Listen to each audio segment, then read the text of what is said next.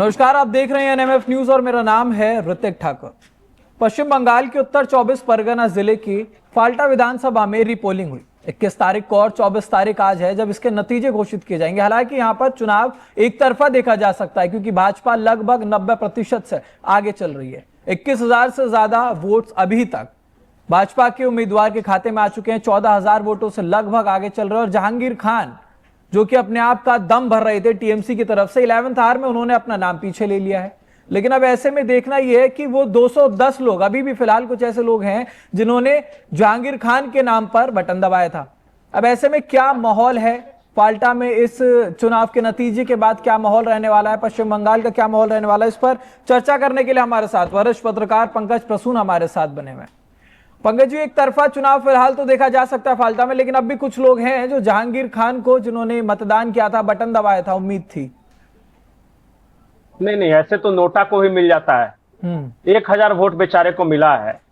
और जो सबसे नंबर 1 पे है बीजेपी, दूसरे पे सीपीआई, तीसरे पे कांग्रेस, तब जहांगीर खान है। तो क्या चाहते हैं वो आखिरी में भी नहीं रहे। आगे ईवीएम में अगर उसका नाम है तो कोई ना कोई तो आके दे ही देगा।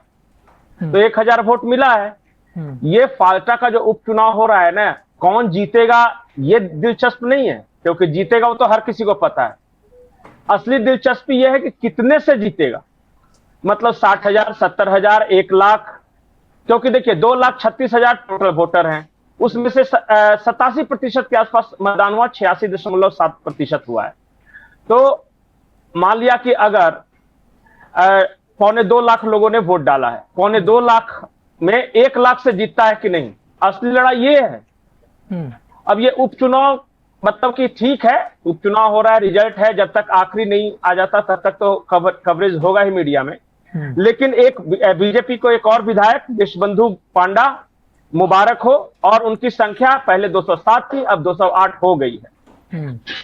जहां तक आप टीएमसी में बहुत सारे लोगों को बहुत ज्यादा इंटरेस्ट है, तो जिस टीएमसी के उम्मीदवार की आप बात कर रहे हैं, उस बेचारे के प्रचार में ना अभिषेक बनर्जी आए, ना ममता बनर्जी आए, सब खलिहर बैठे हुए थे कलकत्ता में। आ जाते, घूम फिर लेते कुछ, तो उसका तो किसी ने साथ दिया नहीं, साथ छोड़ दिया। और कैंडिडेट जो था उसने भी अपना साथ नहीं दिया। कहीं प्रचार करते देखा आपने जहांगीर खान को?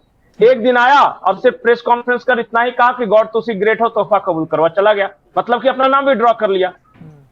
तो अब इसमें अब चुनाव कहां, लड़ाई कहां? नहीं, अब सीपीआई वाले खुश हैं, ठीक है, कि जब मैदान से हट ही गया है टीएमसी तो उनका चांस लग रहा है और दूसरे स्थान पे आ रहे हैं।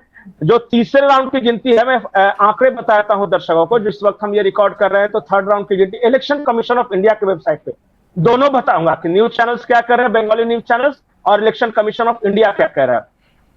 इलेक्शन कमीशन ऑफ इंडिया की वेबसाइट बता रहा है कि तीसरे राउंड की गिनती पूरी हो गई। 21,583 वोट मिले हैं देशबंधु पांडा को, जो कि भारतीय जनता पार्टी के हैं, और इस तरह वो 14,237 वोट से आगे हैं। दूसरे नंबर पे सिर्फ 7,386 वोट मिले हैं शंभुनाथ कुर्मी को, जो कि सीपीआई के उम्मीदवार हैं। और बाकी जो 2 मियां भाई हैं, अब्दुल रजाक मुल्ला और जहांगीर खान, इन दोनों में कड़ा मुकाबला चल रहा है तीसरे और चौथे स्थान के लिए। एक को 1,000 वोट, एक को 1,400 वोट। फाल्टा का इतिहास आप देख लीजिए ऋतिक, जाके पूरा निकाल लीजिए, आज तक एक भी मुस्लिम नहीं जीता है। ये माहौल बना दिया इस बार ऐसा जैसे कि हिंदू और मुस्लिम का, एक भी मुस्लिम नहीं जीता है आज तक। और टीएमसी से भी जीता है वो हिंदू ही जीता है।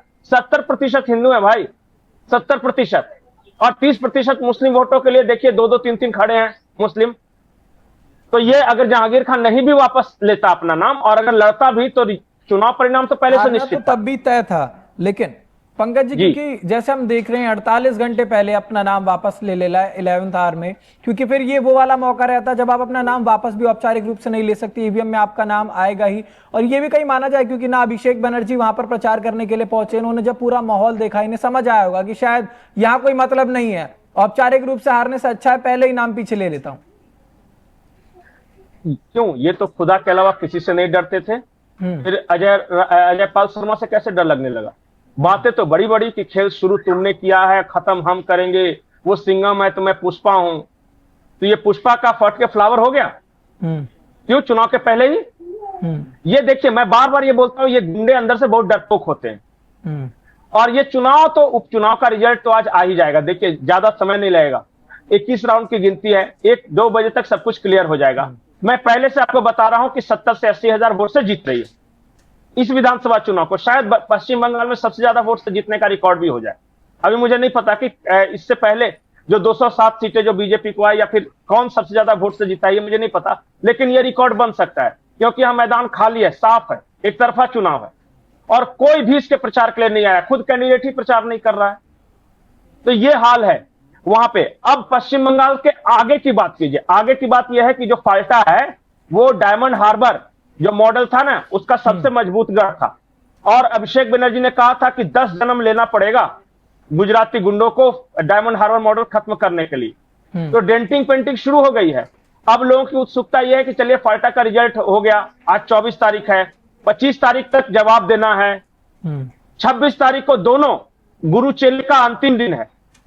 अंतिम दिन इस लिहाज से क्योंकि जहांगीर खान को जो बेल मिली है वो सिर्फ 26 तारीख तक मिली है, उसके बाद इसको अंदर कर दिया जाएगा और 26 तारीख तक जवाब देना है अभिषेक बनर्जी को भी कि उनकी जो इतनी सारी प्रॉपर्टियां हैं उसका जवाब देना है। और अगर नहीं प्रॉपर्टी का जवाब दे सके तो पता चलेगा कि बुलडोजर एक्शन शुरू। कल एक तस्वीर मैंने देखी अभिषेक बनर्जी की, चेहरे पर हवाइयां उड़ी हुई है, कार के पिछली सीट पे ऐसे बैठे हैं, बिल्कुल मातम मना रहे हैं। ये होता है जो भी, आज भी मैं बोल रहा हूं, आज भी भारत में कोई भी अगर ऐसा नेता हो जिसको अपनी गुंडई पे भरोसा हो तो वो हाल देख ले, वो अतीक का हाल देख ले और वो फिर आज अभिषेक बनर्जी का हाल देख ले। ये जहांगीर खान ये सब तो चिंदी मिंदी हैं, प्यादे हैं, इनको क्या महत्व देना, इनका कोई वैल्यू है? कही जाती है पंकज जी, हर अति की क्षति होती है। ये बंगाल में जो टीएमसी के साथ हो रहा है, बिल्कुल ये कहावत सटीक बैठती हुई नजर आ रही, क्योंकि ये वही फाल्टा विधानसभा सीट है जहां पर एकदम दावेदारी ठोकी जाती थी और यहाँ पर जब रीपोलिंग हुई है तो इसमें दशा दिख गई इनकी कि क्या है। बिल्कुल। और एक चीज मैं और महत्वपूर्ण बता रहा हूं, देखिए चुनाव का रिजल्ट तो हम अपडेट करते रहेंगे, अब बस चौथा राउंड का रिजल्ट आने वाला है जिस वक्त हम ये रिकॉर्ड कर रहे हैं। हो सकता है अपलोड करेंगे तो 5वें 6ठे का भी आ जाए। जो बंगाली न्यूज चैनल्स हैं वो दिखा रहे हैं कि 35,000 वोट से आगे है 5वें राउंड के बाद, जो न्यूज चैनल्स वहां दिखा रहे हैं। हालांकि चुनाव आयोग का अभी तक वेबसाइट तीसरा राउंड ही दिखा रहा है। तो जब 5 राउंड में 35,000 वोट से आगे हैं तो मैं 60-70 हजार वोट कह रहा हूं तो कौन सी ज्यादा बात कह रहा हूं। मुझे ऐसा लगता है कि कहीं 1 लाख से ज्यादा वोटों से न जीत जाए, क्योंकि 1.5 लाख मतदान हुआ होगा, 1.5-2 लाख, तो उस हिसाब से तो 1 लाख से जीतना भी चाहिए।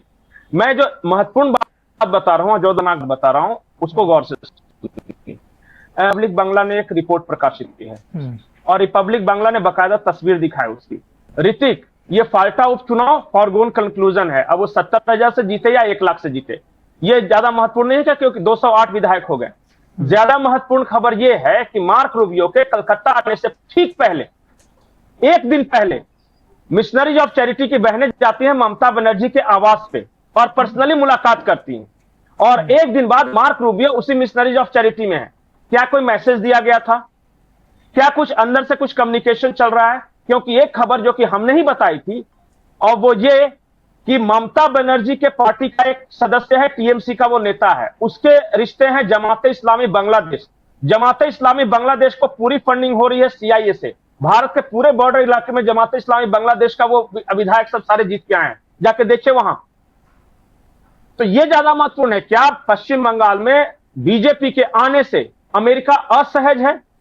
क्योंकि एकमात्र स्टेट इलेक्शन है जिसके जीत की बधाई डोनाल्ड ट्रंप ने खुद दी है नरेंद्र मोदी को। स्टेट इलेक्शन में डोनाल्ड ट्रंप जैसा आदमी बधाई दे रहा है तो कान खड़े हो जाने चाहिए थे और भारत के हर पत्रकार के कान खड़े हो जाने चाहिए था कि मार्क रूबियो कलकत्ता क्यों गया, मिशनरी ऑफ चैरिटी से क्यों मिला।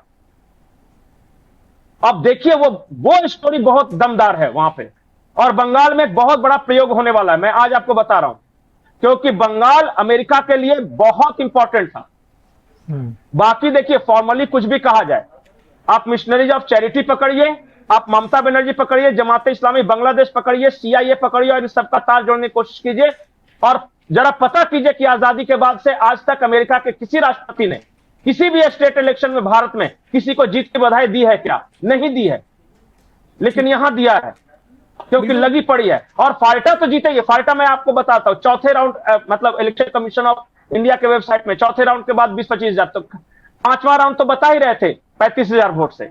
ये बढ़ता जाएगा, उत्तरोत्तर बढ़ता जाएगा। एक की भी जमानत नहीं बचने वाली है, सीपीआई वाले की बच जाए तो बच जाए, बिल्कुल सबकी जमानत जब्त होने वाली है। जब्त होनी तय है पंकज जी। लेकिन ये भी एक बड़ा सवाल है कि ये टीएमसी वो पार्टी है जो बंगाल में अपना दबदबा बताती थी, रुतबा दिखाती थी। पुष्पा होने का दावा यही करता था। लेकिन अब 11th आवर में जब ये नाम वापस लिया गया है तो क्या कारण इसके पीछे के हो सकते हैं? क्योंकि लगातार दम भर रहे थे कि भाई हम यहाँ से जीत जाएंगे, किसी की हिम्मत नहीं है कि फाल्टा के गढ़ में आकर के हमें ध्वस्त कर दे, लेकिन यहीं पर अब बीजेपी अपना झंडा फहराने की तैयारी पूरी तरीके से है, मजबूती के साथ। देखिए, नाम तो इसलिए वापस लिया क्योंकि उनको भी पता था कि हम हार रहे हैं। अब हारे हुए नाम वापस नहीं लेंगे तो क्या करेंगे? वो तो एक इज्जत बचाने की कोशिश है कि चलो भाई हम नाम वापस ले लिया इसलिए हार गए, नहीं तो हम तो गर्दा उड़ा देते। ये सब बहाने हैं। एक और जो आपने पूछा कि ये जो बड़ा दावा करता था टीएमसी की मेरी पकड़ है बहुत ज्यादा बंगाल पे, तो उसके बारे में एक बात आपको बताऊंगा। बंगाल आजादी के बाद से लीजिए, सबसे पहले किसकी सरकार थी? कांग्रेस की। जब कांग्रेस की सरकार आई, हटी, और जो कम्युनिस्टों की सरकार आई तो कांग्रेस साफ हो गई कि नहीं? जब सीपीएम का भी यही दावा था कि हमारा बड़ा दबदबा है, जब टीएमसी आई तो सीपीएम साफ हो गई कि नहीं? और अब टीएमसी का दबदबा था, कहना था कि हमारा बहुत दबदबा है, तो बीजेपी आई तो टीएमसी साफ हो जाएगी। स्टाम्प पेपर बोलिए तो मैं लिख के दे देता हूं कि अगले 5 साल में ममता बनर्जी की पार्टी बर्बाद, चुनाव लड़ती रहेगी जैसे कम्युनिस्ट वगैरह लड़ते रहे, लेकिन यह पार्टी अब दोबारा कभी नहीं आएगी सत्ता में। ठीक है। ये दोनों ये पीसी और भाईपो दोनों का हाल देखिएगा। भाईपो तो जाएगा जेल और इस पे लदाएगा केस, एक के बाद एक, कम से कम 150 केस तो जरूर इस पे होगा, और फिर देखते रहिए अभी आप तमाशा। तो फाल्टा में रिपोलिंग के रिजल्ट आ रहे हैं और लगभग 90% से जीत का मार्जिन यहां पर हो सकता है। देवांशु पांडा जो कि भाजपा के कैंडिडेट हैं, पूरी मजबूती के साथ आगे की तरफ चल रहे हैं, क्योंकि 11th आवर में 48 आखिरी बताता हूं जी। चुनाव आयोग का जो आ गया है लेटेस्ट आंकड़ा, चौथा राउंड खत्म हो गया है। 25,438 वोट से देशबंधु पांडा आगे हैं, मतलब देशबंधु पांडा को मिला है 14,000 वोट से आगे हैं।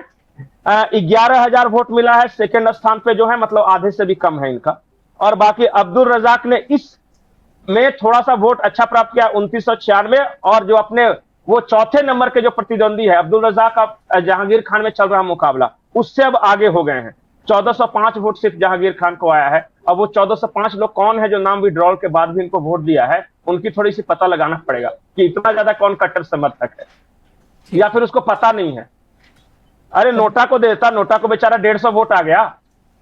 ठीक है, नोटा भी 150 में। पांडा जो भाजपा के कैंडिडेट हैं वो पूरी मजबूती के साथ आगे बढ़ रहे हैं। अब देखते रहेंगे, तमाम आपको अपडेट्स लगातार बताते रहेंगे फाल्टा रिपोलिंग के, क्योंकि यहाँ पर जहांगीर खान ने नाम वापस ले लिया एक तरफा। फिलहाल यहाँ के जो नतीजे हैं वो देखने को मिल रहे हैं। तमाम अपडेट्स के लिए आप देखते रहिए NMF न्यूज।